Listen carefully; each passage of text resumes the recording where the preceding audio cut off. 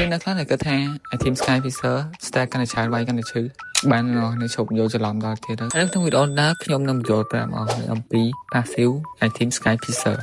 នៅពេលយើងពាក់ item sky fisher យើងទទួលបាន60 adaptive attack 15 movement speed យើងចូលមកដល់ passive ចំណុចពិសេសរបស់វាវិញនៅពេលយើង deal damage ទៅលើ enemy បើសិនបើ enemy មានឈានទៀតជាង 4% គឺវានឹងផ្ដាច់ឲ្យ auto តែម្ដងអ្នកនរគ្នាហើយកន្លែងយើង kill ទៅលើ enemy មក kill បាន10 stack មិន8 stack ខ្ញុំជឿថាអ្នកនរគ្នាដឹងច្រើនហើយតែកន្លែងអ្នកនរគ្នាដឹងហ្នឹងគឺ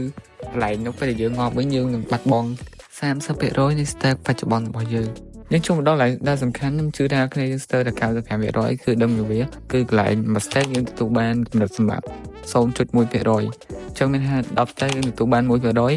80 stack យើងទទួលបាន 8%យើងបូកវាមួយអាដើមវា 4% ទៅអញ្ចឹងវាឡើង 12% ខ្ញុំឧទាហរណ៍ថានៅពេលយើងមាន 60 stack វានឹងកើន damage កម្រិតសម្រាប់ហ្នឹង 10% អញ្ចឹងមានន័យថានៅពេលដែល enemy មានឈាមយើងបញ្ចេញ damage ទៅលើ enemy មានឈាមទៀតជាង 10% គឺវានឹងផ្ដាច់ឲ្យ auto